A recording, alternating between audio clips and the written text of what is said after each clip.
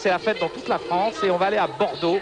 On va rejoindre Michel Scott car à Bordeaux, eh bien, voilà, Arthur est en train d'arriver au Stade de France et à Bordeaux, on va retrouver Michel Scott car je pense qu'on va suivre cette finale sur un écran géant, Michel.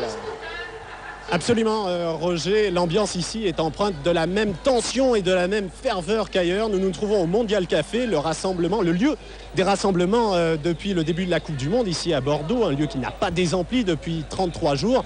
Imaginez un petit peu, ils étaient 30 000 vendredi pour assister à la demi-finale France-Croatie vendredi.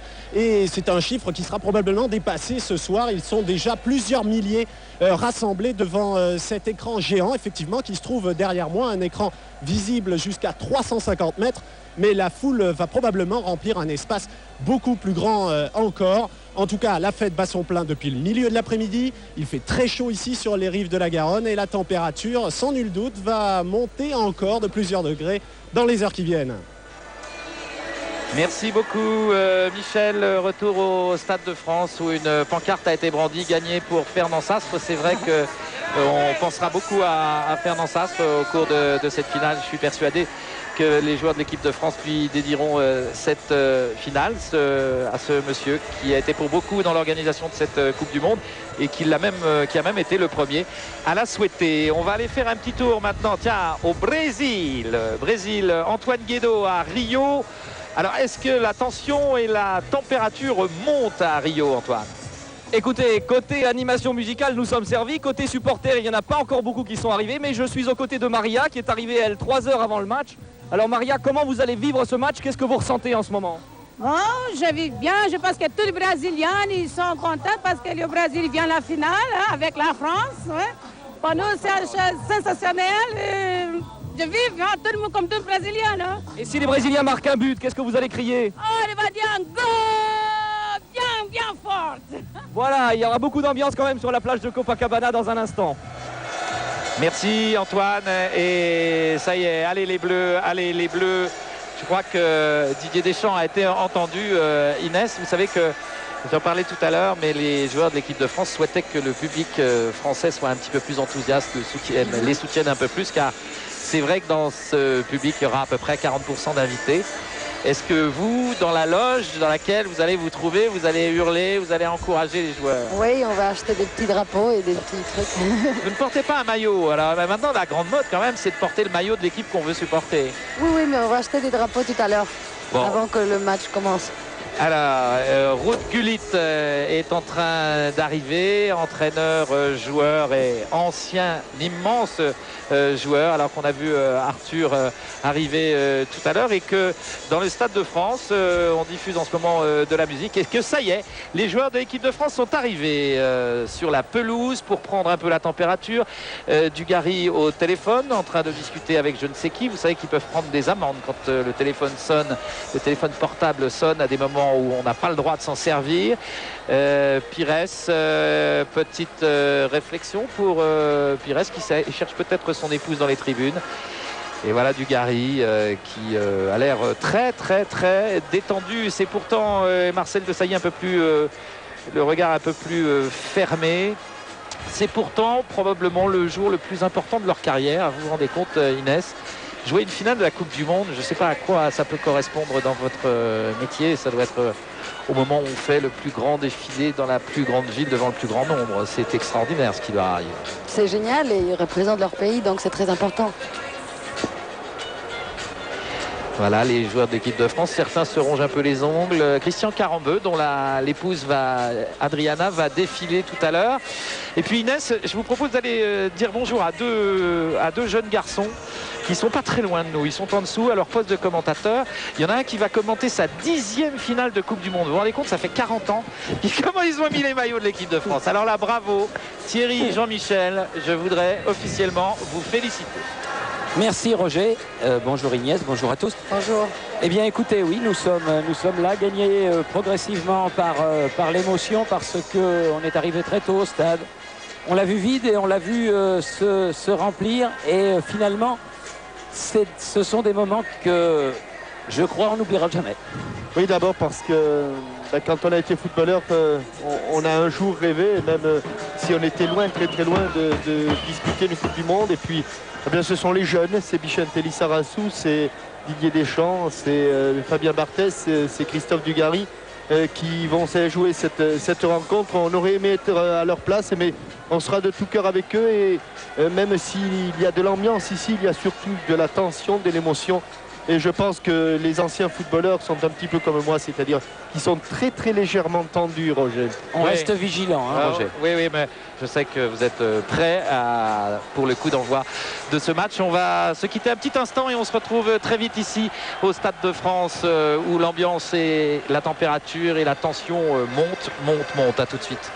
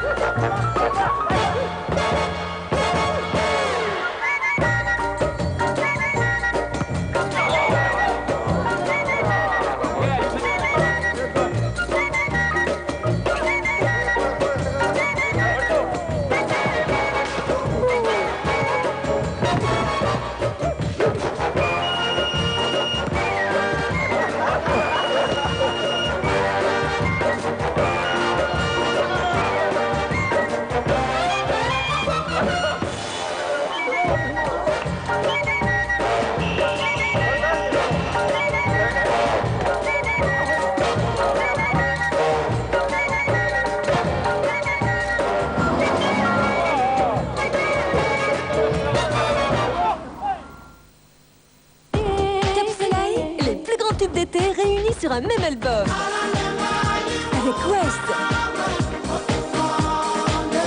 Johnny Clegg et Savuka.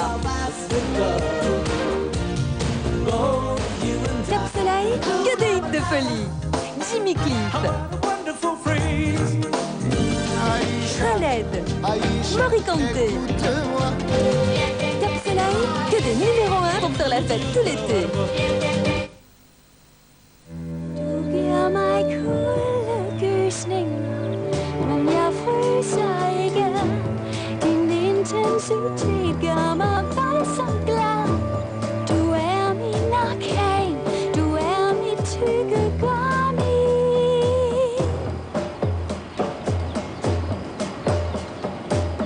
Stimorol, marché danois.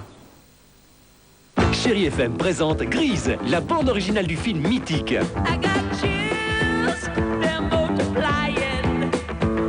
Pour fêter le 20e anniversaire du film, Grise est de nouveau disponible en CD. John Travolta et Olivia Newton-John dans des duos inoubliables.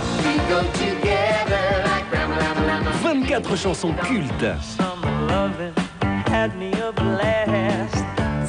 Retrouvez Grise en CD et cassette maintenant. Un disque Polygram.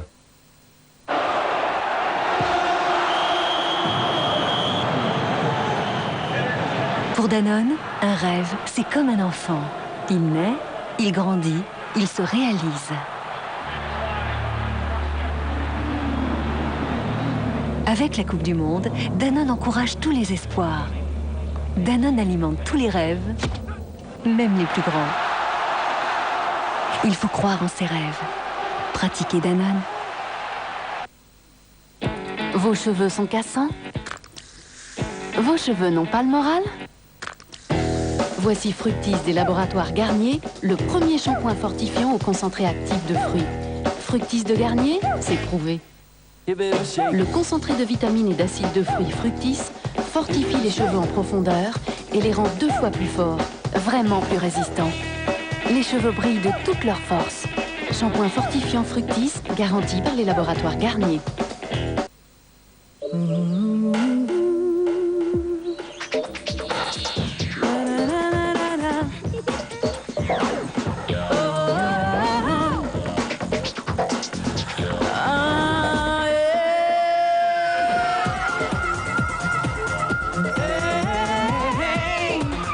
Nouveau bouchon sport.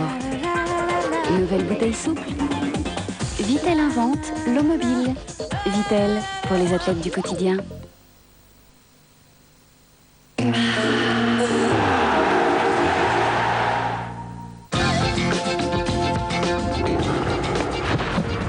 Eurocard, Mastercard, c'est sur le terrain qu'on fait ses preuves. France Télécom, partenaire du plus beau terrain d'entente.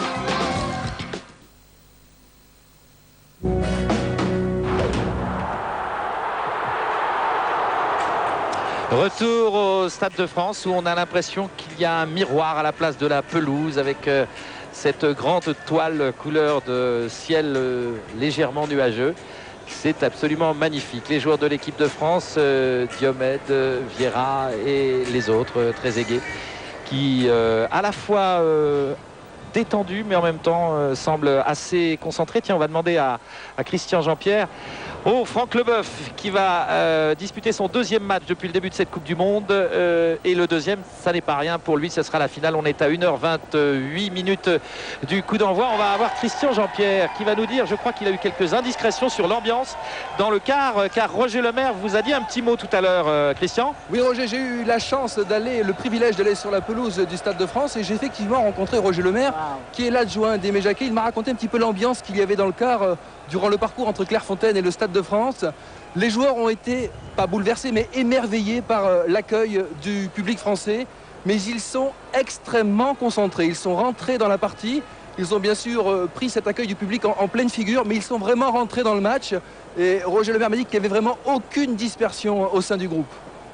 Merci Christian, et toujours autant d'ambiance avec les supporters brésiliens bien sûr qui ne donnent pas leur part au chat dans ces cas-là. On va beaucoup les entendre ce soir dans les tribunes. Viviane Blassel et Pierre Berger sont prêts pour ce magnifique défilé Yves Saint-Laurent qui va commencer dans un petit instant. Viviane, je vais vous offrir un livre. C'est un livre magnifique, Regard de femmes sur les stars du foot. Oui. Ce sont 5 jeunes femmes photographes qui ont photographié les footballeurs de l'équipe de France. Oui, ce que les mannequins auraient bien aimé faire tout à l'heure. Oui.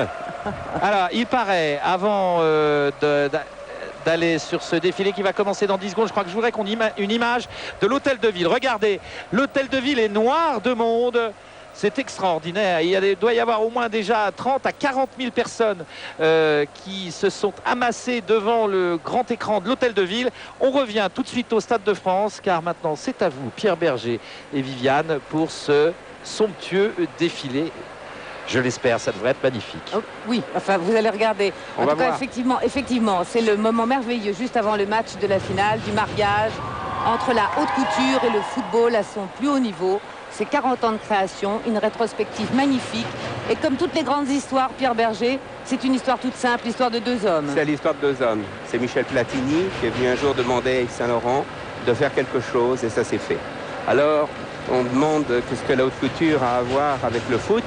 Je ne sais pas, mais Platini et Saint-Laurent, je sais. Et Yves Saint-Laurent avec la Coupe du Monde, ça je sais aussi. Alors en ce moment, nous voyons les Metal Voice. Nous voyons les Metal Voice qui vont commencer. Sont des gens qui ont beaucoup de talent, sont des gens du Nord, sont des métallurgistes, qui sont des musiciens également et qui ont cette discipline de taper comme on le voit et sur leurs bâtons et sur des bidons. Ce sont des vrais bidons comme on en trouve partout et qui vont introduire, vous allez le voir, la musique la plus célèbre du monde et la grande musique française qui est le boléro de Ravel.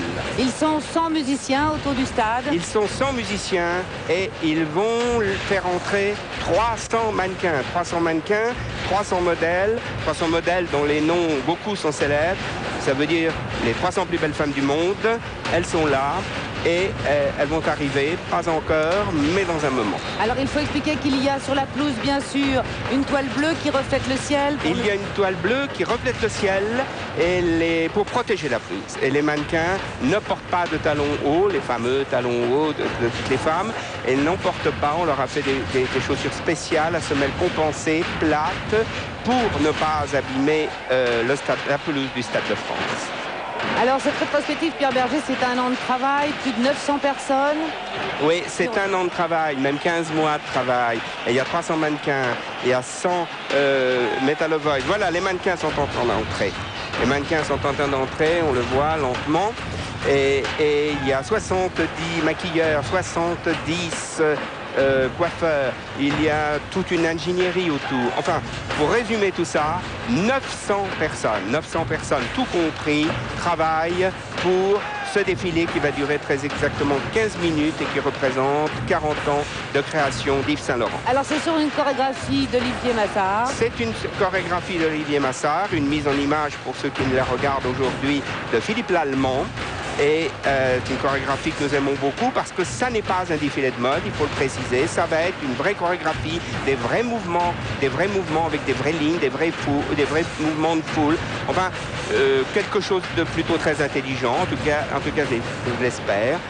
Alors on nous montre maintenant tous ces mannequins qui sont là, rangés sur ce grand rectangle qu'est le Grand Stade de France, dans des robes extraordinaires.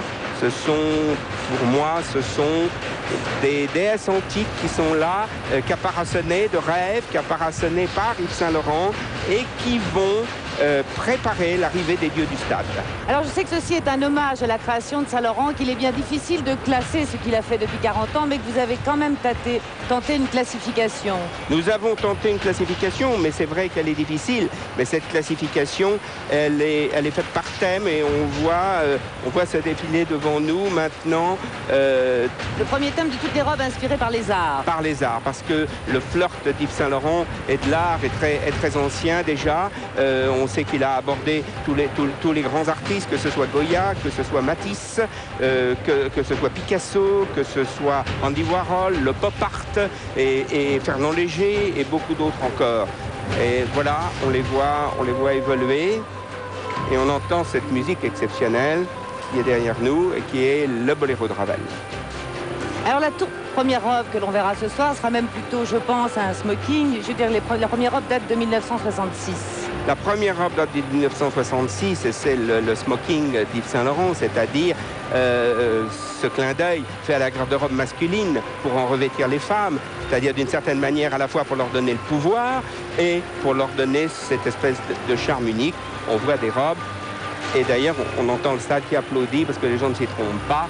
Et on voit des robes qui sont des espèces de mythes, tous ces mannequins très connus, mais on ne doit pas les citer, on ne peut pas les citer, on ne peut pas, il y en a 300. Alors on ne va pas faire d'idée jalouse ni en oublier. Alors je sais que ces robes sont toutes sorties du musée Saint-Laurent. Le musée, je le précise, on ne le visite pas. Hein. Non, on ne le visite pas. On ne visite pas, mais il existe. Voilà une robe Matisse qui vient de passer tout de suite, inspirée de Matisse. On ne le visite pas, il existe. Il comprend 5000 robes et une dizaine de mille d'objets, si on compte des chapeaux, des chaussures, etc. Mais ce musée, il s'installe et petit à petit, il prend une vraie forme, il est très organisé. Et pour des spécialistes, pour des journalistes, pour des étudiants de mode, il pourra se visiter. Alors toutes ces robes ont été bien sûr reconstituées, réparées avant d'être portées. Ah oui, bien sûr. Regardez un passage chinois qui vient de passer, des couleurs admirables, un fuchsia, un vert, un jaune, et toujours ces Metal Voice qui accompagnent en rythme, dans un rythme très précis, car ce sont des vrais musiciens, voilà ce qu'il faut dire, ce sont des musiciens, ce n'est pas n'importe quel bruit qui accompagne ce boléro de Ravel. Alors le spectacle de Saint-Laurent s'appelle Les Couleurs du Monde, avec la preuve que les mannequins qui sont ici représentent les 5 continents. Oui, et je voudrais dire que ça ressemble aussi à une équipe de football. Et ça, j'aime beaucoup ça. Voilà un mannequin qui s'appelle Mounia, qui arrive dans une robe formidable. C'est le manteau indigo. Un manteau indigo. Oui. Et comme une équipe de football, il y a des femmes de toutes les couleurs. Ça vient de tout le monde entier. C'est pour ça que nous avons célébré ce soir les 5 continents. Et moi, il me semble qu'aujourd'hui, au Stade de France, alors que la France est en finale et que Saint-Laurent montre cette collection-là, c'est la plus belle réponse qu'on pouvait donner au Front National. Et si la France gagne, ça sera encore une plus grande réponse. Saint-Laurent voilà, ça c'est Clara Bruni. Clara Bruni, donc vous voyez l'Italie marque un coup là. L'Italie vient de marquer un point. Clara Bruni dans ce qu'on appelle la robe de la paix. Voilà maintenant une robe Van Gogh. Inspiration Van Gogh. Il y en a 2 d'ailleurs, mais on n'en a vu qu'une. On a vu des soleils, des tournesols. On revoit maintenant d'autres robes inspirées de l'art également. Vous dites que quand Saint-Laurent s'inspire de l'art, il s'en inspire vraiment, il n'a jamais copié un tableau, ça a toujours été un hommage à un peintre. C'est toujours un hommage, c'est toujours être, non pas copier un peintre, ni même se prendre pour un peintre. Saint-Laurent ne s'est jamais pris, il refuse cela, il ne s'est jamais pris pour un peintre, mais il a toujours été inspiré par la peinture. Revoilà encore Mounia dans ce fameux manteau, ce qui est dommage, on ne le voit pas de dos d'ailleurs, mais ça c'est pas important, voilà des robes noires. Et revoilà encore, on entend toujours nos Metal Voice derrière nous. Ça sont des inspirations... Ça, ce sont des inspirations plutôt africaines, car chez Saint-Laurent, il y a toujours eu de grandes inspirations ethniques, que ce soit l'Afrique, que ce soit l'Inde, que ce soit la Russie. Voilà une robe en oiseau de paradis, en plume complètement d'oiseau de paradis, une robe ultra courte comme on le voit. Voilà une saharienne, et ça c'est une chose très importante, c'est une grande saharienne, elle date de 68 et là encore c'était un grand bouleversement dans la mode, cette saharienne chez Yves Saint-Laurent. Voilà Christelle, remplie d'oiseaux, voilà un hommage africain formidable, très important, et toujours nos Metal Voice. Voilà une cape, inspiration Bougainvillé. On peut voir derrière un tailleur déjà Picasso, cubiste, rose et noir. Toujours les grandes couleurs Saint-Laurent, toujours ces mélanges extraordinaires, toujours ce manteau qu'on peut voir. 300, on ne peut pas décrire 300 robes. Encore une robe cubiste au fond, un tailleur cubiste au fond, jaune et noir. Est-ce que ces robes ont été beaucoup portées, Pierre Berger? Certaines ont été beaucoup portées, certaines non. Certaines, elles ont été faites par Yves Saint-Laurent pour un défilé, pour son défilé. Vous savez, ça fait 40 ans, avec 2 défilés par an, ça fait déjà 80 collections de haute couture, plus beaucoup d'autres choses. On peut peut-être laisser un peu défiler.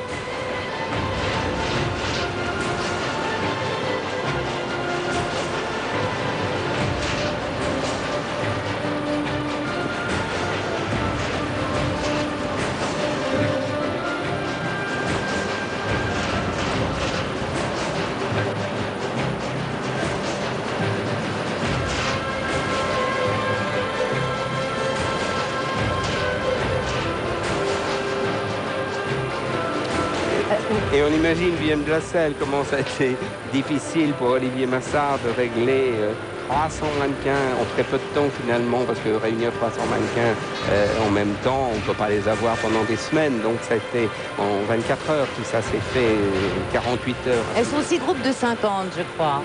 Elles sont 6 groupes de 50. Elles sont 6 groupes de 50. Il y a donc 6 leaders qui les mènent comme ça. Quand vous voyez ce défilé, quelle sensation avez-vous là maintenant? Parce qu'on ne peut que se laisser à l'émotion. On ne peut que ça, c'est pour ça que je me suis tué un peu, c'est pour ça. Il faut respirer, laisser les gens regarder ça, parce que c'est très étonnant. Je me dis qu'un homme tout seul qui a fait cela et qui a consacré sa vie à cela, c'est de la belle ouvrage, comme on dit. Voilà, cette saharienne, elle est déjà partie. Voilà, des imprimés, très ethniques, bien sûr. Très ethniques, très Amérique du Sud, tout cela. Et je pense que les Brésiliens qui sont là doivent aimer cela. Parce qu'il y a des couleurs, il y a beaucoup de fantaisie, il y a toute une part de l'imaginaire Saint-Laurent qui leur est très proche. Saint-Laurent qui était quand même le seul couturier français à pouvoir vraiment représenter mondialement la France. Oui, j'ose pas le dire moi, mais... Moi, je le dis. Oui, parce que une carrière comme ça, ça n'existe pas. Et donc, c'est pour ça que nous sommes très reconnaissants à Michel Platini, avec qui nous avons une vraie complicité, d'être venu nous demander d'être là ce soir et d'introduire, d'ouvrir cette Coupe du Monde, en prélude à cette Coupe du Monde. C'est-à-dire que, comme ça, un mélange de vainqueurs. Parce que nous en sommes là maintenant. Nous sommes au milieu des grands, quoi. Le Brésil, la France, qui que ce soit qui gagne ce soir, sont des grands. Moi, j'aime mieux que ce soit la France, bien sûr. Nous n'avons pas caché ça. Même si c'est le Brésil, nous serons aussi très heureux, car c'est une équipe merveilleuse avec des joueurs exceptionnels. Mais ce qu'il faut dire, Pierre Voilà, Berger... les grands noirs, regardez, les smokings noirs, les grands noirs de Saint-Laurent. Ce qu'il faut dire, Pierre Berger, c'est que tous les mannequins qui défilent en ce moment n'ont qu'une envie, c'est tout à l'heure d'aller assister au match. Bien entendu. Elles sont les plus ferventes admiratrices qui soient bien entendu. de tous les dieux du stade qui sont là. Mais ça, c'est ce qui est devenu extraordinaire, c'est que les femmes, cette année, eh bien, les femmes, beaucoup grâce à vous, beaucoup grâce au travail de la presse, de la télévision, les femmes se sont mises à aimer le foot. Et ça, c'est extraordinaire. Et la prochaine Coupe du Monde, vous verrez, il y aura peut-être plus de femmes que d'hommes. Nous arrivons près de la fin. Une fin assez étonnante. Hein. Une fin assez étonnante. Pour l'instant, on ne la voit pas encore à l'écran, mais elle va se découvrir, cette fin. Voilà.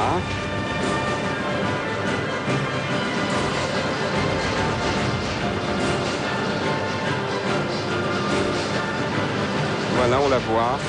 On la voit. Si la caméra la montre, cette fin. Dans un instant. Dans un instant, j'imagine, on va la voir. Parce qu'on est en train de la préparer.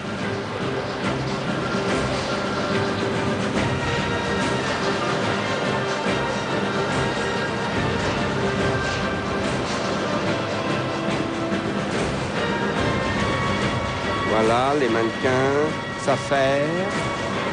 Ils vont tous gagner le centre du stade. Ils vont préparer l'image finale. L'image finale, nous allons la découvrir. Disons tout de suite qu'elle ne peut pas être une autre image que celle que nous allons voir. Peut-être déjà certains qui nous écoutent, le devinent. On va laisser cette image se former. Et nous écoutons toujours Ravel. Et nous écoutons toujours les Metal Voice. Et petit à petit, cette image va arriver. Encore des couleurs exceptionnelles. Voilà.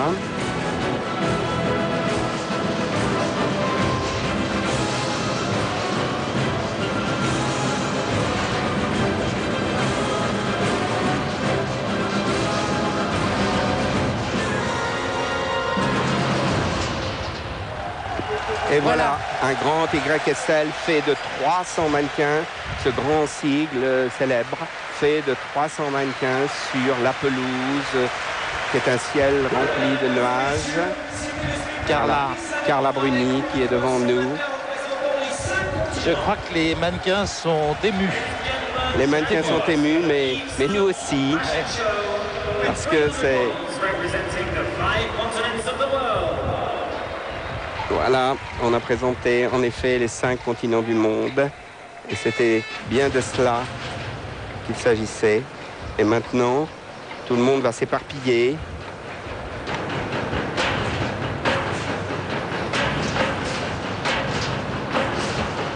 Mais pas n'importe comment, en ordre. On n'en attendait pas moins de Saint-Laurent. Magnifique, magnifiques images réalisées par Philippe Lallemand qui nous a fait vivre vraiment pleinement c'est vraiment un somptueux défilé. Je crois qu'on a quelques raisons d'être assez fiers de cette image qui est véhiculée actuellement dans le monde entier. Il y a des milliards de téléspectateurs qui sont en train de voir et qui ont vu cette magnifique collection et cet hommage aux 40 ans, aux 40 années de création d'Yves Saint-Laurent.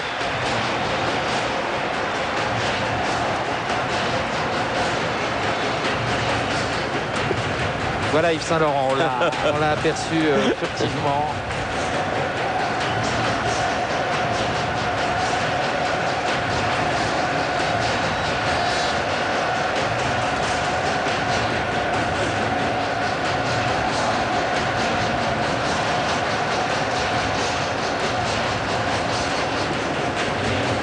Voilà.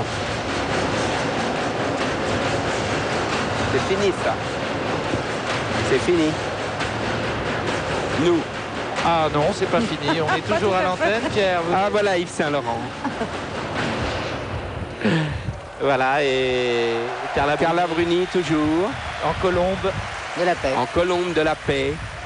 Et ça, c'est une... Premier smoking toujours. Laetitia. de lumière et de feu. And later, after the presentation of the World Cup trophy, the closing ceremony will be held with a magnificent firework display. Adriana.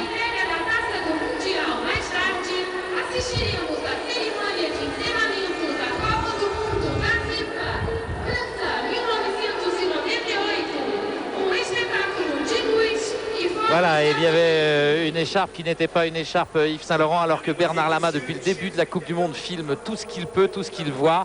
Et je crois qu'il n'a pas manqué une image de ce défilé qu'il a suivi avec ses camarades.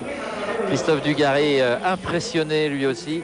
C'était vraiment somptueux. Manu Petit, lui, est resté isolé sous son casque pour écouter de la musique, se concentrer. C'est une manière pour lui, alors que Charbonnier rencontre l'un de ses camarades. Je n'ai pas bien vu de qui il s'agissait.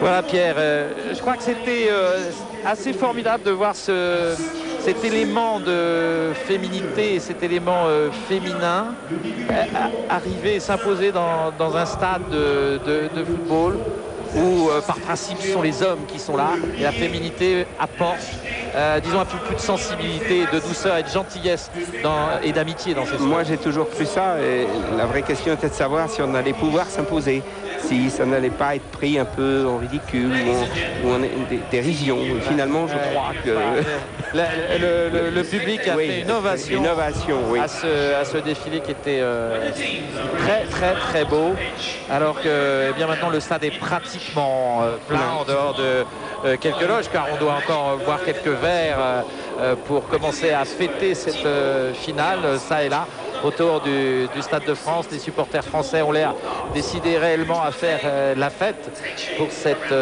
grande rencontre. C'est le plus grand événement, on le disait tout à l'heure, le plus grand événement sportif de cette fin de siècle, en tous les cas pour la France.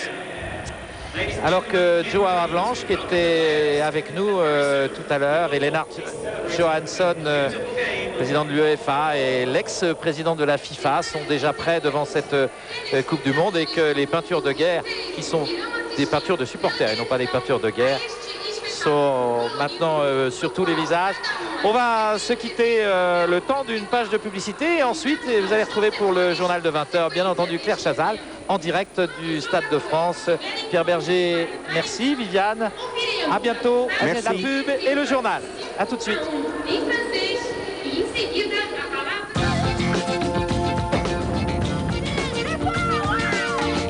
Crédit Agricole, banque officielle de la Coupe du Monde.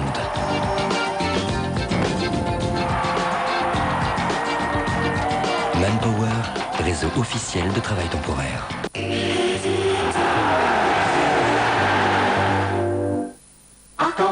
Pneumatique, équilibrage, amortisseur, freinage, train avant, arc-en-ciel, parce que vos pneus sont essentiels. Vous n'osez pas sourire, vos dents sont tachées? Utilisez tous les jours le nouveau Denivite et retrouvez le sourire. Nouveau Denivite, dur pour les taches, doux pour les dents. Nouveau moteur, direction assistée, verrouillage centralisé, vitre électrique à l'avant.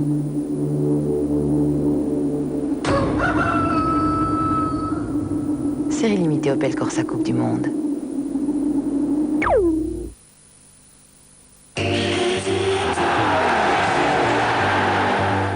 Pars avec moi, partons tous les deux ailleurs, loin. Je suis née ici, moi, tu comprends pas.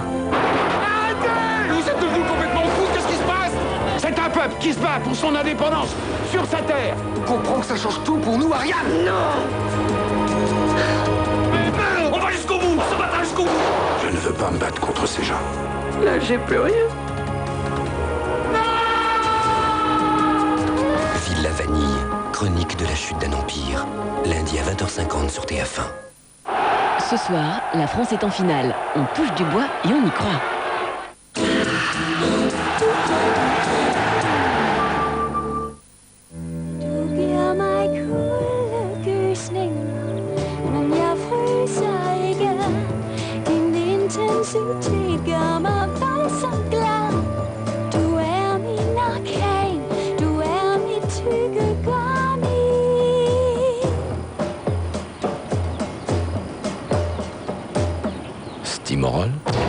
mâché danois. RTL et Fun Radio présentent Nomads.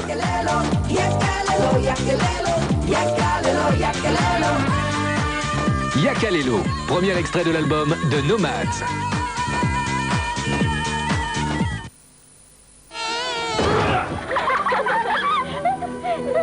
Il suffit de peu pour accéder à la paix de l'esprit. Bégon Max concentré avec éco-doseur. Ah, c'est toujours moi qui assure. Alors tu peux me dire à quoi tu sers? De plus les années passent, moi j'ai confiance en toi. Toi, tu me coûtes cher. J'en ai marre de t'entretenir, marre de payer, marre de toi. Ça peut plus durer. Le 1-2-3 Renault, c'est une voiture avec 1 an d'assurance tout risque révisable, 2 ans d'extension de garantie et 3 ans d'entretien. Tout pour que votre histoire avec votre voiture... Tiens, t'as qu'à garder les clés. ...reste une belle histoire. 1-2-3 Renault, roulez en Kangoo à partir de 1094 francs par mois. Moi, quand j'en ai marre, j'en ai marre.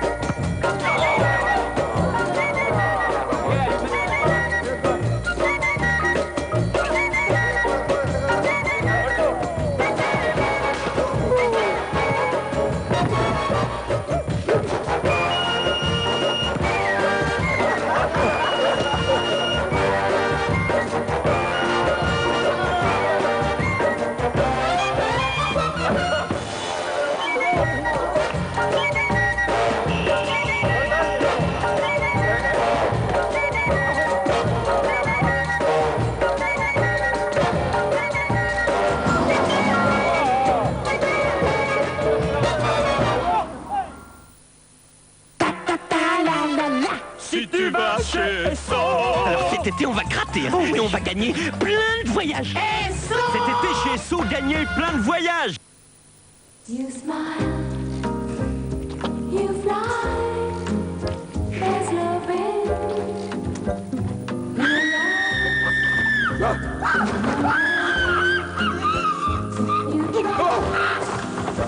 to get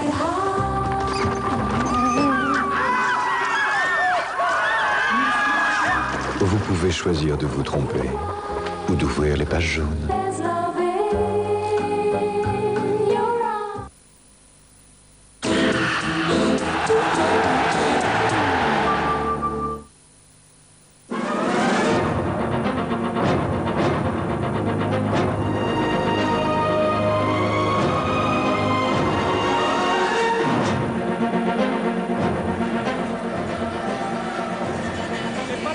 Madame, Monsieur, bonsoir. Nous sommes ensemble pour vivre un événement exceptionnel ce soir sur TF1 pendant une demi-heure tout d'abord pour le journal et puis ensuite le match et toute la soirée pour vivre cette finale de la Coupe du Monde de football entre la France et le Brésil. C'est historique. La France n'avait peut-être pas vécu cela depuis la libération, un tel élan de joie, une telle communion derrière un événement. C'est aussi un événement puisque c'est la première fois que la France est en finale de Coupe du Monde de football. Et puis ce sera une magnifique rencontre puisque la France va être opposée au tenant du titre, le Brésil, qui a rencontré 4 fois, qui a remporté 4 fois cette Coupe du Monde.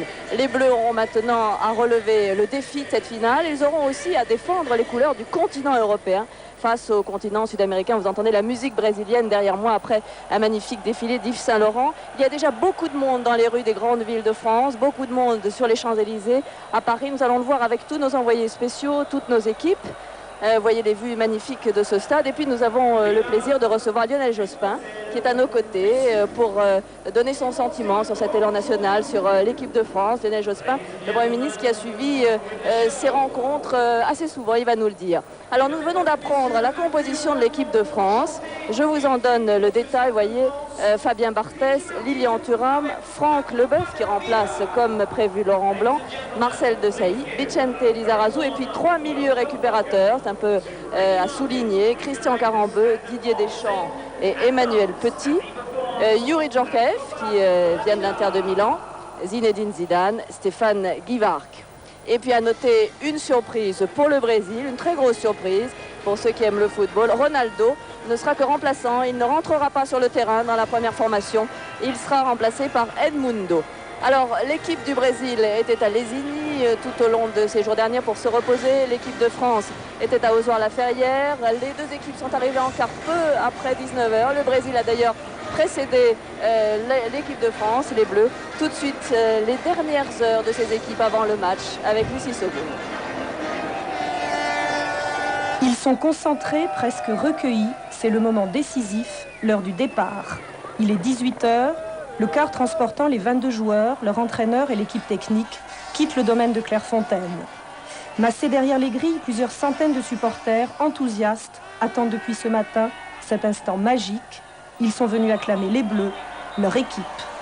Drapeaux, chansons, sifflets, c'est une haie d'honneur qui accompagne l'équipe de France. La foule est alors tellement dense que l'autocar doit avancer au pas, entouré de gendarmes. Et ce n'est qu'à la sortie du village, avant d'emprunter la nationale, que le bus et son escorte peuvent commencer à rouler normalement. Une demi-heure plus tard, les Brésiliens quittent Lesigny. En jaune et vert, leurs supporters sont là, le temps d'un dernier encouragement, direction le Stade de France pour la finale. Tout au long du parcours, l'équipe de France est applaudie. Les supporters se sont postés le long de la route, au passage des carrefours ou dans les villages. C'est à chaque fois la même chose. On applaudit les joueurs.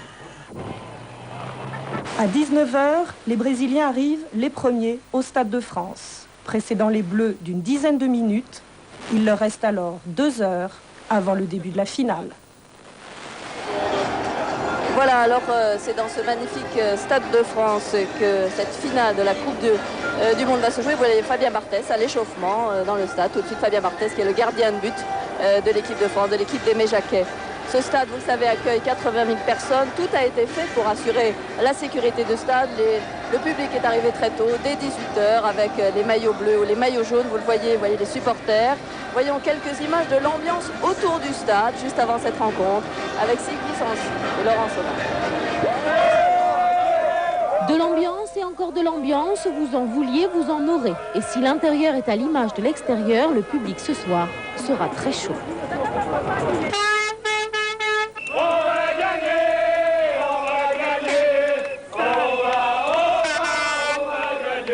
Aujourd'hui, le 12 juillet, au stade de Saint-Denis pour la finale de la mondiale. Si, oui. Que le meilleur gagne. Et vive la France et vive le Brésil. Et vive la France et vive le Brésil.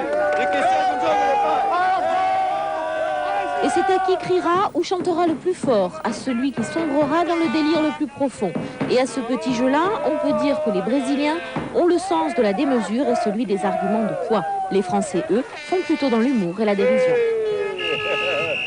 Va aller manger les Brésiliens, Balthazar. T'aimes le jaune, hein, Balthazar? Oui, mange, mange. Allez, Balthazar, oui. Il y a des Français habillés en jaune et des étrangers en bleu, blanc, rouge. Le langage est universel. Les alentours du Stade de France ce soir deviennent le lieu de toutes les audaces et de tous les fantasmes. On a la coupe, ça y est, on la laisse plus partir. Sur la coupe. On la laisse plus partir à l'enfance. Tous n'ont pas de billets et tous n'iront pas voir le match. Mais tous voulaient participer, peu ou prou, à l'ambiance extraordinaire de cette finale de Coupe du Monde. Voilà, alors avec nous, comme promis, Lionel Jospin. Bonsoir, monsieur le Premier ministre. Bonsoir. Je crois que ce n'est pas la première fois que vous venez sur ce Stade de France. Non. Est-ce que vous avez le sentiment qu'il y a cet élan mobilisateur derrière l'équipe de France, cet élan de tout un pays? Oui, je le crois. Il y a un écrin formidable qui est à la fois ce stade très beau, l'organisation qui a été, je crois, très réussie, 2 milliards de personnes qui vont regarder le match. Et puis au centre de l'écrin, il y a un peu la pierre précieuse de 3 couleurs, rouge, bleu, blanche, qui est l'équipe de France. Et c'est évident que si l'équipe de France n'avait pas été là dans tout ce parcours et n'était pas là en finale, la fête ne serait pas la même. Donc il y a les deux choses qui se sont rassemblées et c'est normal que toutes les Françaises et les Français se sentent puissamment concernés par cet événement, qui est pourtant sportif seulement. Mais est-ce que justement pour un homme politique, c'est pas réconfortant de penser qu'une équipe comme ça, multicolore je dirais, incarne la France un jour et peut-être serve la démocratie et efface certaines différences et certaines aigreurs, certaines revendications? C'est déjà le cas depuis plusieurs années, c'était déjà le cas de l'équipe de France qui avait gagné le championnat d'Europe, qui avait été demi-finaliste. Il y avait déjà ces couleurs différentes là aussi. Et c'est vrai qu'on sent que tout le monde est autour de cette équipe. Sauf peut-être certains qu'on n'a pas beaucoup entendus pendant cette période, comme si Andy t'en fiait pas à cette fête formidable de la France. C'est vrai que certains ont dit que ça allait faire barrage au Front National, par exemple. Je crois que Philippe Ségal a dit. Gardons à l'événement sa dimension sportive, fraternelle, elle est déjà suffisamment forte. Alors qu'est-ce que vous allez retenir? Et on voit qui participe et qui ne se sent pas concerné par cet événement français. Qu'est-ce que vous allez retenir justement de cette Coupe du Monde dans son ensemble? Quelques moments forts pour vous? Je crois d'abord que l'équipe est sortie tranquillement et puissamment de sa poule, ce qui lui a assuré un tableau ensuite plus facile. Après, chaque match a été très difficile, mais je crois que cette équipe est faite pour gagner. C'est pourquoi je crois qu'elle peut gagner ce soir, parce qu'elle est faite pour ça. Elle est faite de compétiteurs formidables, qui ne se prennent pas pour le centre du monde et qui peuvent conquérir le cœur du monde du football, en tout cas. On avait peut-être un peu critiqué rapidement Aimé Jacquet, son sélectionneur, son entraîneur. Oui, ça s'est fait. Je n'étais pas de ceux-là parce que je le suis depuis plusieurs années. C'est un très grand professionnel, mais c'est pas un aristocrate, quoi. Hein. C'est quelqu'un qui ne proclame pas, mais qui démontre. Moi, je suis pour qu'on démontre plutôt que pour craindre la vie. C'est un peu le triomphe de la modestie, un peu comme pour vous, au fond. Je sais qu'on a fait des comparaisons. Bon, elles valent ce qu'elles valent. Je dirige une équipe qui est l'équipe gouvernementale. Il dirige une autre équipe. Je lui ai dit l'autre jour dans le vestiaire qu'on avait fait cette comparaison. Il m'a dit, écoutez, moi, en tout cas, ça ne me gêne pas. Et je lui ai dit, la réciproque est vraie. Merci beaucoup, Lionel Jospin, d'avoir été avec nous. Bon match. Je voudrais remercier Marie-Georges Buffet et Michel Platini, regretter Fernand Sastre, tous ceux qui ont fait la réussite de cela, la Fédération de football, tous ceux qui ont contribué à cet événement, les anonymes là, qui assurent la sécurité dans le stade, parce que je vous dis, tout est polarisé sur l'équipe de France, mais tous ceux qui sont autour ont fait cet événement. Et je crois que la France peut être fière de l'image qu'elle est en train de donner d'elle-même à l'ensemble du monde, en tout cas du monde qui aime le football. En tout cas, il y a beaucoup de téléspectateurs devant ces images. Merci infiniment, Monsieur le Premier ministre. Alors, on l'a déjà dit, il y a beaucoup de monde dans les rues des grandes villes de province, il y a beaucoup de monde dans les rues de Paris, sur les Champs-Élysées. Il y a beaucoup d'écrans géants qui ont été disposés dans plusieurs sites, au Stade Charletti, au Trocadéro, à l'Hôtel de Ville. Tout de suite, l'ambiance dans la capitale, juste avant le match avec Delphine Guédard.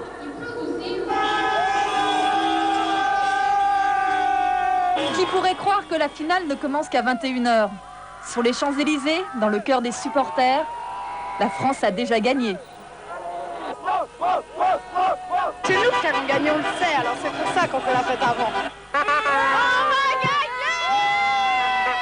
Concert de klaxons, ambiance survoltée sur fond de cornes de brume, la fièvre du football s'est emparée des supporters dès cet après-midi. Moins nombreux certes, mais tout aussi colorés, les Brésiliens sont de la partie. Point commun entre les bleus, blancs, rouges et les jaunes, verts, la foi en son camp.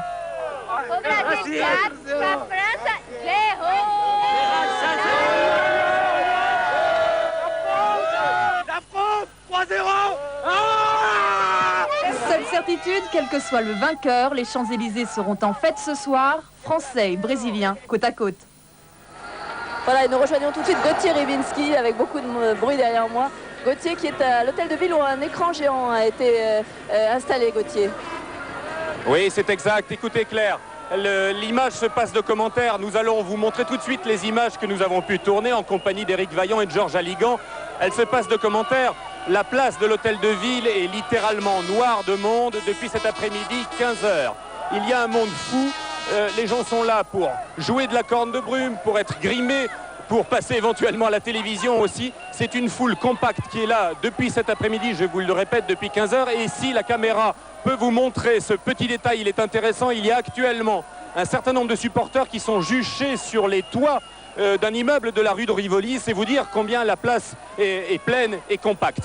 Alors, ici, vous l'avez dit, on l'a répété, l'ambiance est heureuse, la France est heureuse, a-t-on dit, c'est sans doute vrai. On sent très nettement qu'au-delà des clivages sociaux, des problèmes, des difficultés économiques, il y a ce soir très nettement une envie de solidarité, même si éventuellement elle ne dure que l'espace d'une nuit. Mais en tout cas, ce soir, vous le voyez derrière moi, elle est très présente.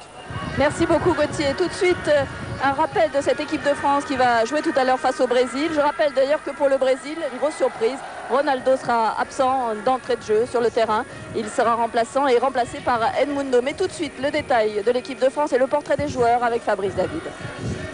Dans les buts, Fabien Barthez, une question, une seule. Barthez, insouciant, fou et génial, connaîtra-t-il pour la première fois de sa vie la pression? Compétition il accumule les performances exceptionnelles en défense. Franck Leboeuf, l'invité surprise de cette finale, le carton rouge reçu par Laurent Blanc lors du précédent match, le propulse sur le devant de la scène et à l'arrière de l'équipe de France.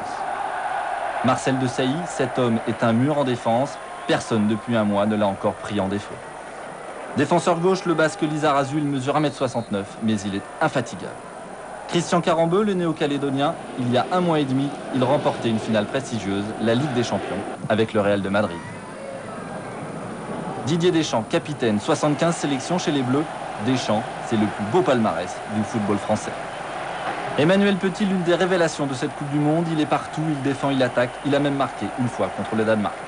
Zinedine Zidane, le meneur de jeu, l'artiste, le Français que craignent le plus les Brésiliens. Zidane est vexé, il n'a toujours pas marqué. Yuri Djorkaeff, on attend beaucoup plus de lui, il peut être l'homme providentiel, car quand il joue bien, il est inarrêtable. Stéphane Guivarch, un vrai buteur, la saison dernière, il a inscrit 47 buts en 55 matchs, toutes compétitions confondues. Lui non plus n'a toujours pas marqué. Alors voyons maintenant bien sûr comment se présente l'équipe brésilienne. Je rappelle que le Brésil est le tenant du titre, qu'il a remporté 4 fois cette Coupe du Monde et que bien sûr les Brésiliens sont favoris avec une attaque formidable et un gardien de but remarquable, Tafarel. C'est l'équipe de Mario Zagallo. Évidemment, elle a peut-être une seule faiblesse, elle joue contre le pays organisateur. Marc Dana nous présente cette équipe. Les Bleus d'Aimé Jacquet n'ignorent rien de ce qui les attend. Ce soir, c'est contre les favoris de ce mondial que les Français joueront leur première finale de Coupe du Monde. Les forces du Brésil, ce sont avant tout ses individualités, capables à elles seules de gagner un match. Avec 4 buts et 3 passes décisives, Ronaldo constitue bien sûr le danger numéro 1. A répondu à ses détracteurs en inscrivant 3 buts. Quant à Roberto Carlos et Rivaldo, ils peuvent marquer à tout moment, même à mi-distance. Le jeu brésilien est également caractérisé par sa vivacité, une capacité d'accélération qui lui permet de passer très vite des phases défensives aux phases offensives. Enfin, son expérience jouera sans doute un rôle. Le Brésil a participé à toutes les phases finales depuis 1930, un record. Tout comme son nombre de titres, 1958, 1962, 1970 et un 4e titre remporté il y a 4 ans par de nombreux joueurs présents ce soir au Stade de France. Cette équipe de 94 n'avait encaissé que 3 buts. Cette année, la défense est plus vulnérable. Ses relances ne sont pas toujours parfaites. Il y a donc moyen de la surprendre, comme ici sur ce coup franc danois, ou de la pousser à la faute. 2 pénaltys ont déjà été concédés. Enfin, le 12e homme français peut lui aussi avoir son importance. Les tricolores ont déjà reproché au public du Stade de France son manque de soutien. Un détail pour des Brésiliens qui ont gagné leurs 4 coupes en terre étrangère. Mais si ce soir, les Français se surpassaient sur les gradins comme sur le terrain, tout serait possible. Alors, il y a beaucoup de monde dans ce stade, on l'entend, on entend l'ambiance derrière moi. Vous voyez beaucoup de personnalités arriver, notamment Arnold Schwarzenegger, qui est un fan de football et qui vient souvent en France. Et puis, vous le savez, je vous l'ai dit en début de journal, j'ai à côté de moi une autre personnalité qui est Gérard Depardieu, un comédien qu'on aime bien, qui aime beaucoup le football. Est-ce que, on a souvent dit, Gérard, que le public était un petit peu tiède dans ce Stade de France. Est-ce que vous allez, vous, hurler avec... Ah mais moi, j'ai déjà hurlé, je commence à hurler, ça fait longtemps. C'est quand même une ambiance exceptionnelle, vraiment. C'est la première fois que je viens de ce stade-là. Et là, et c'est la première fois aussi que cette France joue une finale contre vraiment contre la plus grande équipe du monde. Donc, vraiment, c'est un immense cadeau. Alors vous savez Gérard que la France et le Brésil se sont rencontrés une petite dizaine de fois et qu'il y a eu une victoire de la France sur le Brésil, c'était en 86 à Guadalajara, un match mythique qui était d'ailleurs emporté par Michel Platini. Nous allons revoir tout cela avec Bruno Kaufmann. Allez mon petit bonhomme. Ouais. Je fais partie de ces grands moments dans ma carrière. On a eu un match inoubliable qui a été face au Brésil et que ça s'est terminé avec la série des pénaltys. Ça reste parmi les grands souvenirs. Surtout celui de Michel Platini qui permit à l'équipe de France d'égaliser. Ouais, je m'en rappelle encore, je crois que c'est Alain Giresse qui me fait la passe sur le côté droit et puis moi j'arrive à centrer. Il y a Yannick qui percute sur une intensité par son émotion, par sa qualité de jeu.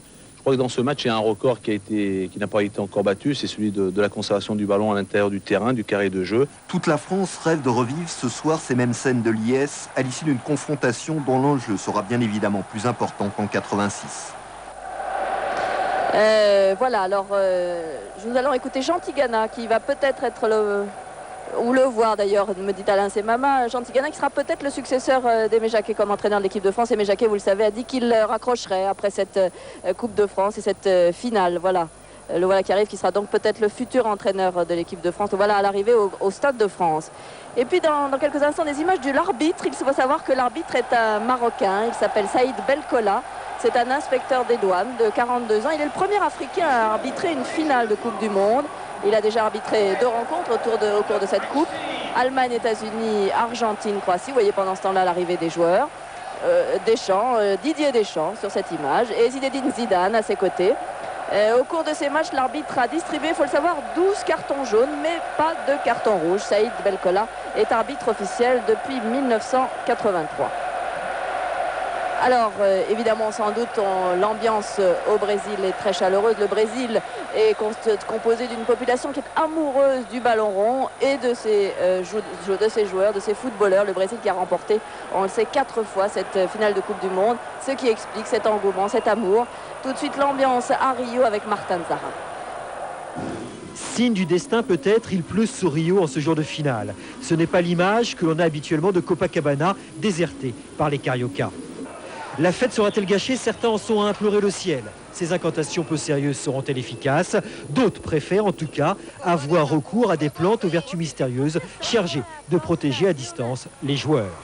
Mais pour les Brésiliens, l'issue de la rencontre ne fait aucun doute. À des milliers de kilomètres de Rio, les joueurs offriront à leurs supporters restés au pays leur 5e Coupe du Monde.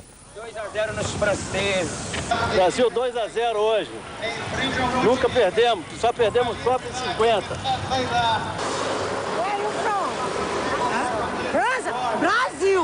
Brasil! 2-1! À Rio, tout est prêt en tout cas pour la fête que chaque Carioca espère poursuivre toute la nuit et même plus tard encore. En cas de victoire, les festivités dureront dans tout le pays jusqu'au retour des joueurs au Brésil. Une grande parade est ainsi prévue mardi à Copacabana. Alors allons tout de suite en direct à Rio, rejoindre Antoine Guélo. Je crois qu'à Rio, Antoine, il ne fait pas très beau, il pleut depuis ce matin. Non, effectivement, Claire, nous essuyons depuis le début de la journée beaucoup d'averses tropicales et en ce moment c'est un petit peu la panique sur la plage de Copacabana où un écran géant avait été installé. Eh bien, il a cessé de fonctionner il y a quelques minutes à peine. Les supporters de la Seleção n'étaient de toute façon pas venus nombreux. Il y avait environ 1000 ou 2000 personnes maximum ici sur cette plage. En revanche, 150 millions de personnes assisteront à la rencontre devant leur petit écran. C'est un chiffre qui sera certainement historique ici au Brésil. Si le Brésil gagne, eh bien les Cariocas devaient faire la fête ici sur cette plage. 1 million de personnes devaient être attendues avec bien sûr la samba brésilienne, les écoles de samba qui devaient venir ici. Mais pour l'instant, toute cette fête semble bien compromise. Quoi qu'il en soit, nous n'en sommes pas encore là. Et puis vous savez que Ronaldo qui ne jouera pas, ça ici a eu une certaine consternation. Les supporters ont été très très déçus par le fait que Ronaldo ne joue pas dans leur équipe. Voilà Claire. Merci beaucoup Antoine. Gérard Depardieu, Ronaldo, on a appris que Ronaldo ne jouait pas. Alors est-ce que c'est une petite chance de plus pour les Français? Oh non, oui, certainement, parce que c'est vraiment un joueur exceptionnel. Je ne sais pas, c'est une petite chance, mais en plus, non, ce qui est une chance, c'est qu'il pleuve là-bas, beaucoup, et ici, c'est très chaud. En tout cas, on l'entend derrière nous. Alors tout de suite, à l'image, Laurent Blanc qui discute tranquillement. Laurent Blanc qui, vous le savez, a été éliminé, qui est remplacé par Franck Leboeuf. Laurent Blanc qui ne jouera donc pas cette finale de Coupe du Monde. Dans quelques instants, des images du trophée de cette Coupe du Monde. Il est arrivé dans le stade. Il s'agit d'un trophée en or qui pèse 5 kg, qui mesure 36 cm, l'œuvre du sculpteur Silvio Gazzaniga. Il s'agit de 2 muses qui tiennent à bout de bras le globe terrestre, qui signifie bien sûr la mondialisation du ballon rond. Cette coupe qui avait été créée en 1930 en France. Voilà Zidane qui s'entraîne, qui s'échauffe avant le match. Gérard, vous avez suivi Zinedine Zidane, vous avez aimé ce qu'il a fait? Oui, beaucoup, beaucoup. Je trouve que c'est vraiment un artiste aussi sur le terrain, comme était Platini. Je me souviens aussi, quand Platini avait raté son penalty, je me disais, mais mon Dieu, c'est une telle pression. C'est véritablement là, on voit véritablement la différence. Et parce que ils ont tellement de gens sur le dos, c'est dur. Mais je suis triste, véritablement triste pour mon Lolo, Laurent Blanc, parce que je l'ai suivi pendant toute l'année quand ils ont fait le doublé à Auxerre et c'était vraiment extraordinaire. Et j'aime énormément cet homme. Alors tout de suite, l'ambiance, je vous disais qu'à Paris, l'ambiance est formidable, mais en province aussi, et notamment à Marseille, sur la plage du Prado, il y a beaucoup de monde. Un écran géant a été érigé. Oui, effectivement, Oui, mais s'il voilà. ne pleut pas comme au Brésil, il fait très beau, très chaud. Des écrans géants ont été montés sur la plage du Prado. Les gens arrivent en masse. On attend 50 000 personnes. La fête a commencé tôt cet après-midi avec un concert de klaxon dans toute la cité phocéenne. En tout cas, il y avait des embouteillages monstres, impossible de se garer. Vous le voyez derrière moi, ils sont tous venus maquillés aux couleurs bleu, blanc, rouge pour supporter la France. Il y a très peu de supporters brésiliens. Les gens sont venus en famille, il y a beaucoup de femmes, ils dansent, ils hurlent, ils chantent leur espoir. Il faut dire que les Marseillais sont fous de foot. Il ne faut pas oublier qu'ici, il y a 2 enfants du pays. D'abord Zinedine Zidane de Marseille et puis Franck Leboeuf qui est le petit voisin du Var. Alors forcément, on croit tous à la victoire. Merci beaucoup. Alors toute l'équipe de France est sur le stade. On me dit que peut-être Ronaldo pourrait jouer. Gérard, vous avez suivi un certain nombre de ces matchs. Est-ce que vous pensez que le fait que la France organise cette Coupe du Monde, c'est un avantage pour elle? Oui, je pense que c'est une chance. Oui, c'est vrai que le public est très important et c'est vrai que c'est un véritable avantage. D'ailleurs, on l'a vu pendant toute la Coupe, quoi. On les sent véritablement motivés. Je trouve que leur travail, et puis avec Jacquet, ils ont su s'entendre bien, oui. Oui, c'est un gros avantage. Aimé Jacquet qui était, je le disais tout à l'heure à Lionel Jospin, un peu critiqué avant cette Coupe. Jacquet Jospin, même combat. Non, il a été très critiqué, oui, injustement. Moi, je l'ai vu souvent dans des stades comme ça, où il était avec son petit calepin en train de prendre des notes. Je ne connais pas cet homme, mais je sais, en tout cas, je l'ai entendu parler. Et puis j'ai parlé avec les joueurs. Et les joueurs s'entendaient très très bien. Ça, c'est un signe. Alors on me confirme, Alain Sévin me confirme que le Ronaldo, le Brésilien, va jouer. À suivre tout à l'heure ce match. Je vous propose maintenant rapidement de voir le reste de l'actualité, parce qu'il y avait quand même un autre événement sportif ce dimanche. C'était le Grand Prix de Formule 1 de Grande-Bretagne, Silverstone. Il a été remporté par Michael Schumacher, qui grignote, qui remonte et qui n'est plus qu'à 2 points de Häkkinen. C'est un sujet de Catherine Pic. La pluie, la voiture de sécurité, puis une pénalité, il y avait de quoi y perdre la victoire, à tel point qu'à l'arrivée, Schumacher pensait même avoir échoué. C'est son frère Ralph qui est venu lui annoncer la bonne nouvelle. Michael, cet après-midi, a déjoué tous les pièges de ce Grand Prix de Grande-Bretagne. Dès le départ, c'est Häkkinen qui prend l'avantage devant Schumacher et Coulthard. Aussitôt, Jean Alesi se glisse jusqu'à la 4e place. Comme la piste n'est pas trop inondée, Coulthard attaque Schumacher pour le gain de cette 2e place. Mais le ciel est menaçant, Damon Hill, puis Heinz-Harald Frentzen abandonne. Jean Alesi, lui, sera victime de la fantastique remontée d'Eddie Irvine qui n'hésite pas à le passer dans les stands, mais le Français devra abandonner à 5 tours de l'arrivée. La pluie redouble, David Coulthard, 2e, commet à ce stade du championnat une énorme erreur qui le pénalise ainsi que son écurie dans la course au titre. Car désormais, Häkkinen est seul contre les 2 Ferrari de Schumacher et Irvine, à tel point qu'il ne peut lui aussi éviter la faute. Il conserve provisoirement la 1re place tandis que Panis abandonne. Intervient alors la voiture de sécurité. Schumacher et Häkkinen sont regroupés. L'Allemand a doublé Wurz, puis trépigne derrière Fisichella, prêt à bondir sur sa proie. Ce sont ces manœuvres interdites qui vont lui coûter une pénalité et semer le trouble à l'arrivée. Une fois libéré, Schumacher est aux trousses d'Häkkinen. Le Finlandais n'a pas résisté à la pression. Il s'efface devant la Ferrari. Mais pour gagner, il faut encore observer cette fameuse pénalité. Alors Schumacher s'échappe, accroît son avance, puis rentre au stand. Häkkinen, lui, passe la ligne. Mais c'est bien Schumacher qui a gagné, car le drapeau à damier est valable aussi côté stand. Désormais, Schumacher ne compte plus que 2 points de retard sur Häkkinen au championnat du monde. Voilà pour l'autre événement sportif de la journée. Dans le reste de l'actualité aussi à l'étranger, en Irlande, des tensions toujours très fortes en Irlande du Nord. Les orangistes n'ont toujours pas reçu l'autorisation de traverser le quartier catholique de Portadown.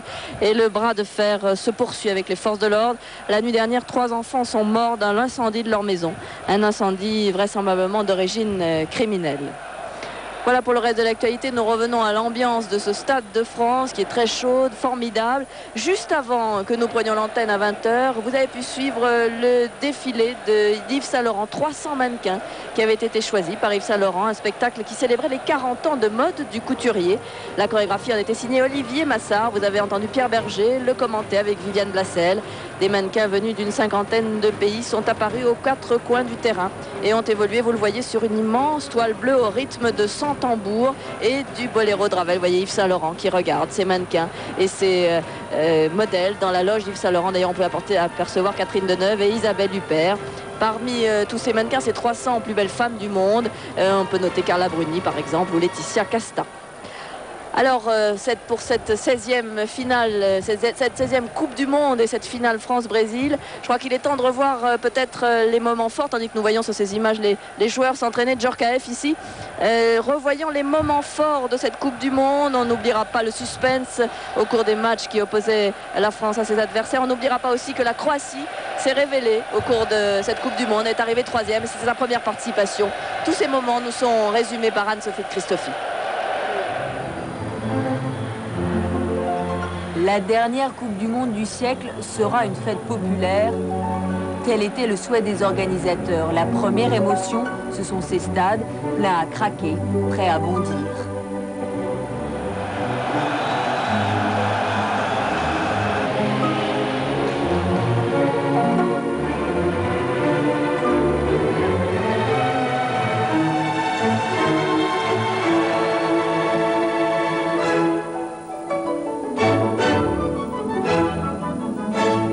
Un mondial fédérateur, l'Iran, les États-Unis posent ensemble. On brise parfois même les protocoles. Des équipes se mélangent, d'autres volontiers voudraient garder l'objet de tant de passion. Mais rendez le ballon aux joueurs et regardez ce qu'ils en font.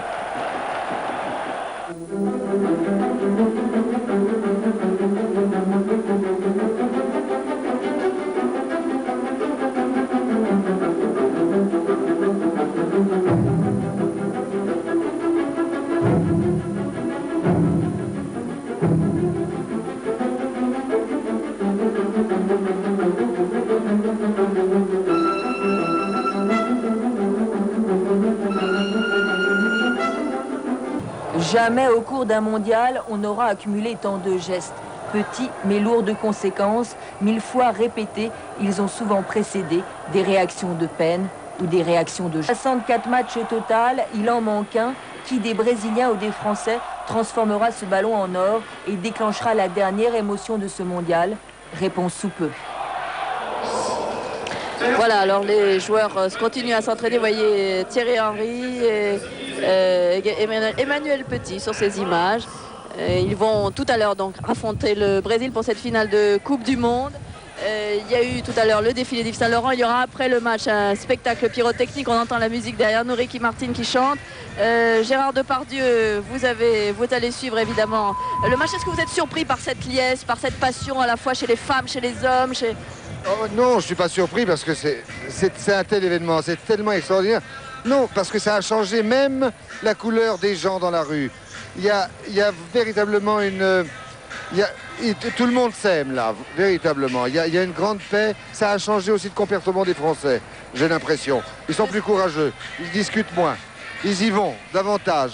Et puis ils osent y croire. Et c'est très bien. Ils vont peut-être oublier la crise au fond. Peut-être qu'ils vont oublier la crise ce soir, ils devraient l'oublier. S'ils gagnent, si la France gagne, et normalement elle devrait gagner, parce que vraiment, hein, il faut y croire. Alors, eh bien, vraiment, ça va être extraordinaire. On ne va pas te faire de pronostic. Merci beaucoup Gérard d'avoir été avec nous. C'est la fin de ce journal exceptionnel. Tout de suite après, bien sûr, vous aurez la retransmission de ce match en direct avec Thierry Roland, Jean-Michel Larquet et toutes nos équipes. Et puis après, la soirée continue puisqu'il faudra célébrer la victoire de l'une ou de l'autre équipe. On souhaite bien beaucoup de chance aux deux et on est bien sûr derrière les Bleus.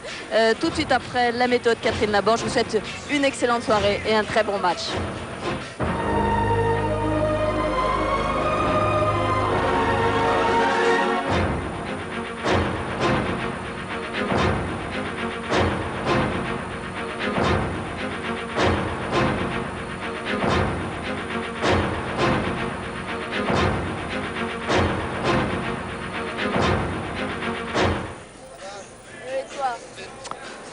Dans un instant, pour la première fois de son histoire, la France va rencontrer le Brésil en finale de la Coupe du Monde. Nous sommes prêts ici au Stade de France pour vous faire vivre en compagnie de Thierry Roland et Jean-Michel Larquet le plus grand événement sportif de cette fin de siècle. Comme le disait Gérard Depardieu, on y croit. À tout de suite dans un instant.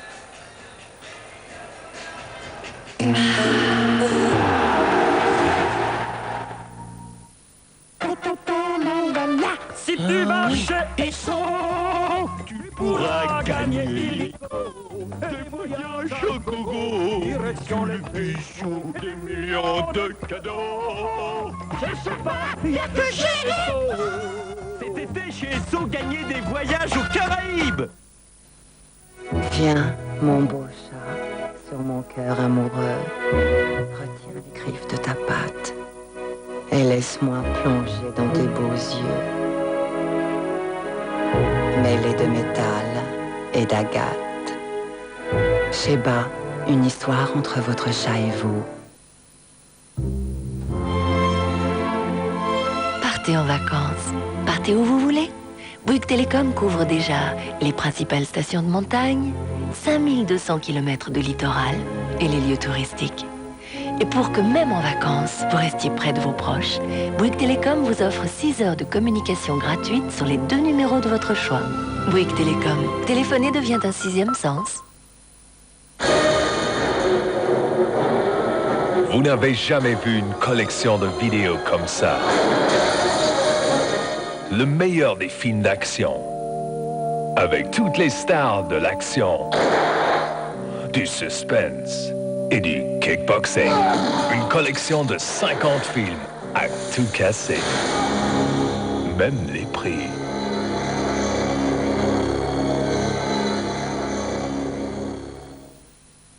Moi, j'attaque tous les jours à 5 h du matin. Et c'est pas un café qu'il me faut. C'est un châtelain. Ça, c'est pas un camembert de feignant. Le châtelain, c'est quelqu'un. Et après la sieste, je remets ça. Également homme de grand cœur. Il avait dédié sa vie entière à son travail. Il se demandait beaucoup à ses collaborateurs et savait également leur en donner très peu. Toujours sur la brèche, il avait fait sienne la devise « Une main de fer dans un gant d'acier ». Le ballon, s'il vous plaît! Voilà pourquoi Sneakers construit des city-stades. Sneakers. Y a pas que les pros qui ont droit à un sponsor.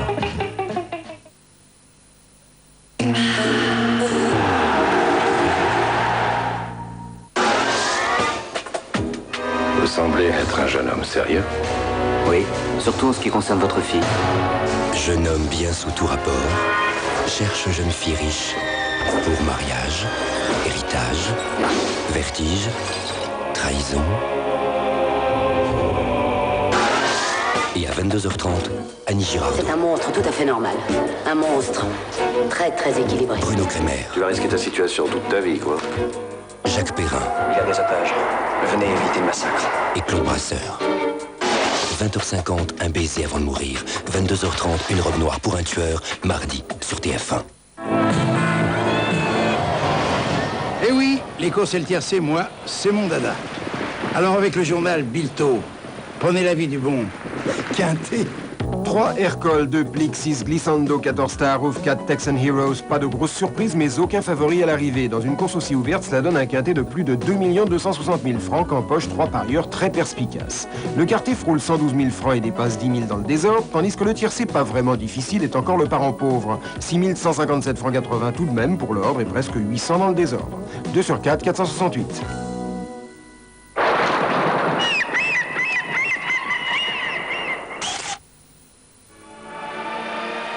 La météo avec la garantie des services EDF.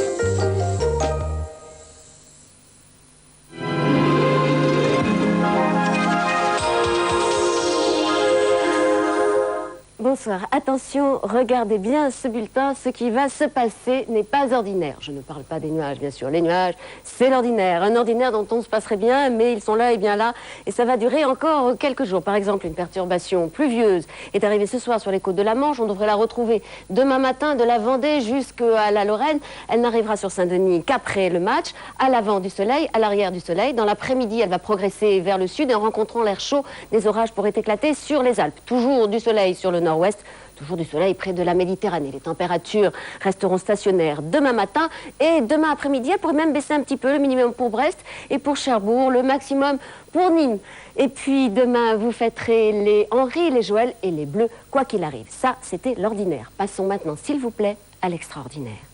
Et l'extraordinaire, eh bien, l'extraordinaire, c'est moi. Non, non, vous ne rêvez pas, c'est vraiment moi. Regardez, c'est écrit dessus.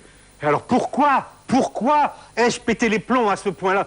Pour l'équipe de France, bien entendu, qui nous donne tant de joie en ce moment que j'ai décidé de lui offrir mon catogan, que voici. Alors, coiffure à la Barthès, coiffure à la Trezeguet, à la Leboeuf, pour les Zidane, pour les Thuram, les Guadeloupéens, pour toute la France qui nous donne tant de joie. Merci aussi à ceux qui m'ont écrit. Merci à Catherine et à Evelyne de prendre le relais. Je reviendrai très bientôt. Et puis, pour Laurent Blanc, le geste porte-bonheur, Alain, s'il te plaît. Jaloux. Allez, les bleus. Bon vent, les bleus.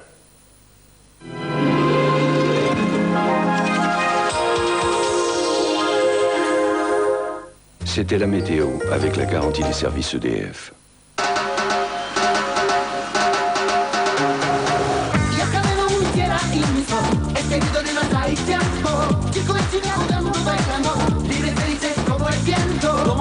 On my Ferris mirror, I stand tall, 190. I be hurting them.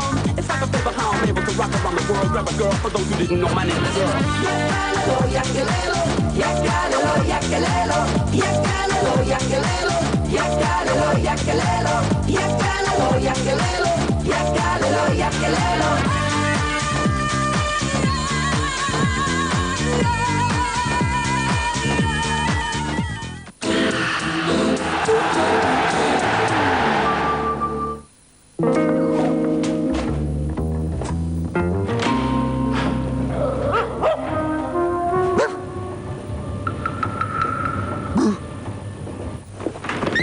Les pages jaunes, on regrette après de ne pas les avoir utilisées avant.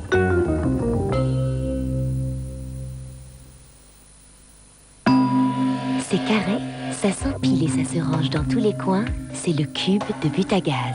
Le cube de Butagaz, une nouvelle forme pour le gaz qui va vous simplifier la vie. Une salade à la feta salakis, au bon lait de brebis, c'est un délice. Et ce n'est pas finis. Feta salakis au bon lait de brebis. Mais...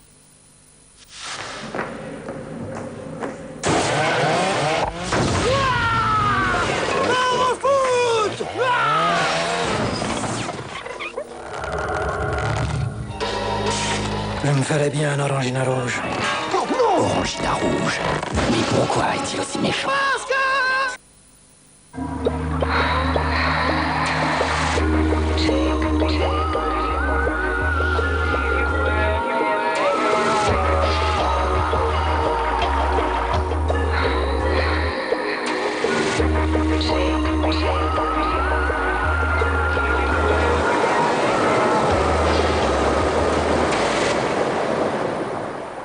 Et si le vrai luxe, c'était l'espace?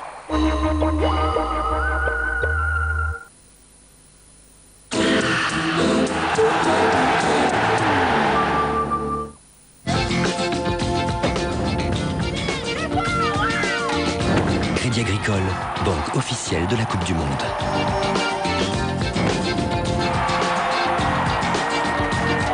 Manpower, réseau officiel de travail temporaire.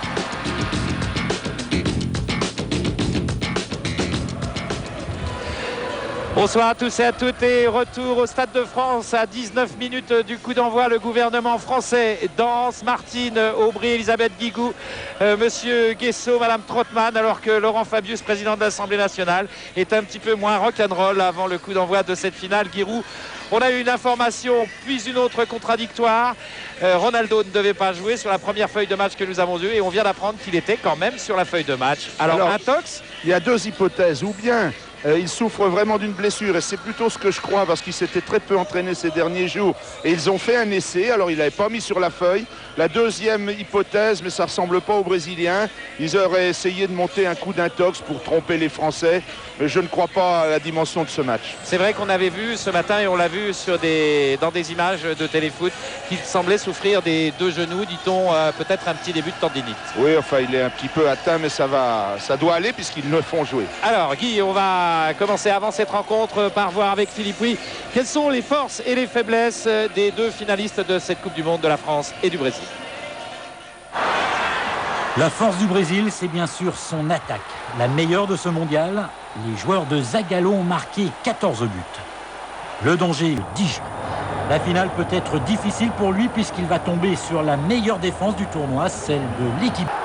La confiance, les attaquants français l'ont nettement moins. Pour beaucoup, c'est la faiblesse de l'équipe d'Aimé Jacquet. Le sélectionneur a d'ailleurs régulièrement changé de formule et de joueurs dans le secteur offensif. Dugarry, Trezeguet et Guivarch se sont relayés sans véritablement s'imposer. Mais tous les trois ont l'excuse d'avoir eu des problèmes physiques et à défaut de marquer, ils ont eu le mérite de jouer pour la collectivité et d'offrir les occasions à leurs coéquipiers. Les Marocains n'ont pas réussi à tromper Tafarel. Aldaïr et Junior Bayano sont impressionnants physiquement. En revanche, ils le sont un peu moins techniquement et il faut défendre. Retour au Stade de France, 14 buts marqués mais 7 encaissés pour le Brésil.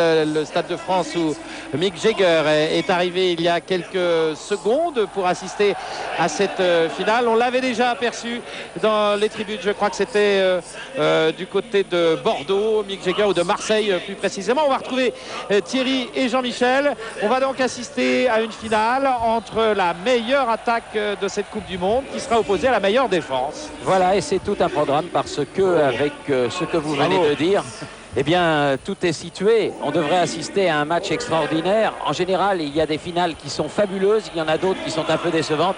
Mais celle-là, Jean-Michel devrait tenir son rang. Oui, il ne faudrait pas qu'elle se joue sur un coup franc.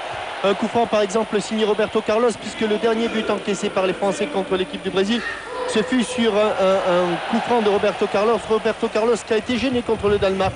Alors c'est vrai qu'à partir du moment où l'adversaire se tient à 9 mètres 15, il a le droit de s'y tenir. Mais Roberto Carlos, toutefois, il faudra y veiller. Même s'il ne prend que 8 mètres d'élan, est dangereux. Il a été troublé. C'est une des clés de ce match. Regardez la position du joueur néerlandais, me semble-t-il. Après, non, là c'est le Danois. Encore une fois, empêcher Roberto Carlos de prendre son élan. Et à la fin, eh bien, on donne d'autres ballons et on prend d'autres solutions. Et je suis d'accord avec Giroud pour penser que le cas de Ronaldo, ce n'est pas de l'intoxication. On le voit là avec toujours à côté de Roberto Carlos, un néerlandais, là en l'occurrence Bergkamp. Je crois qu'effectivement, l'essai signé Ronaldo a été concluant. Alors si ce n'est pas Roberto Carlos, ce sera Ronaldo. En tout cas, mot d'ordre, pas de coup franc à 25-30 mètres du but de Barthez. La musique et les chœurs de la garde républicaine sont arrivés et chanteront pour la première fois. Les hymnes seront chantés ici. L'hymne du Brésil, l'hymne de la France. Ce sera dans quelques minutes ici au Stade de France. Dans un instant, à tout de suite.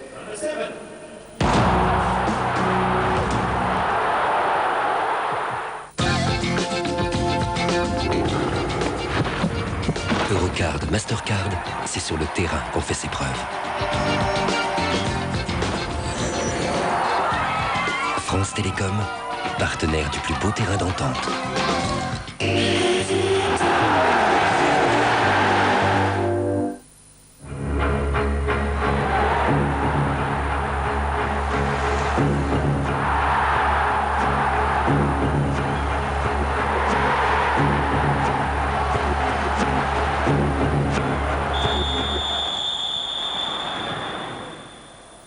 Merci. Merci. Merci. Merci. Merci. Merci.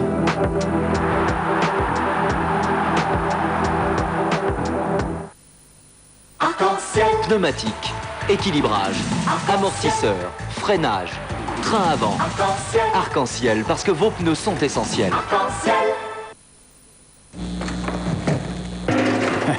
Heureusement pour les joueurs au Stade de France, l'éclairage, c'est Siemens.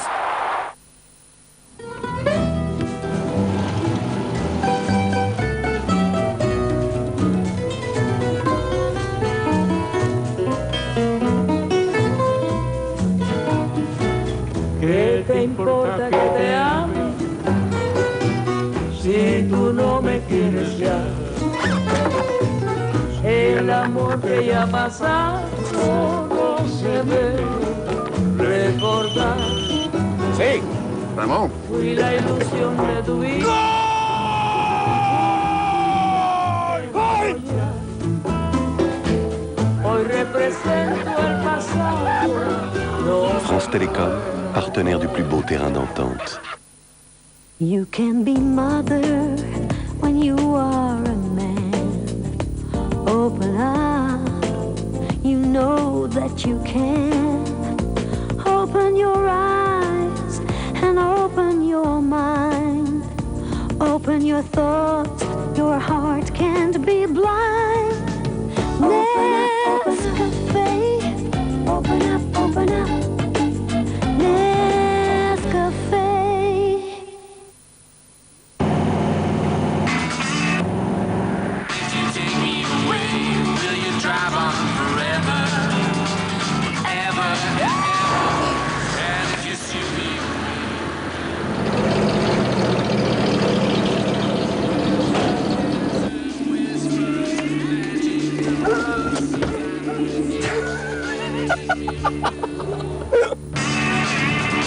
Opel Corsa, attention, cette voiture peut en cacher une autre.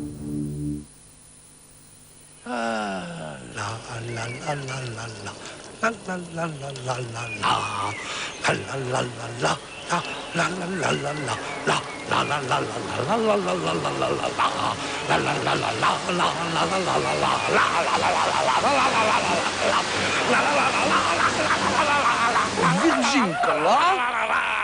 Virgin Cola.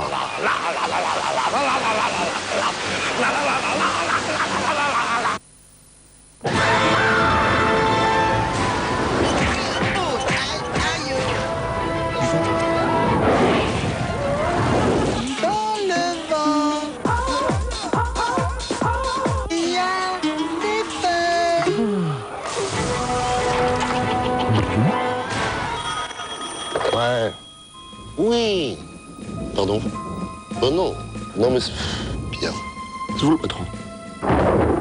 Bon, exceptionnellement, vous pouvez monter voir la finale de la Coupe du Monde.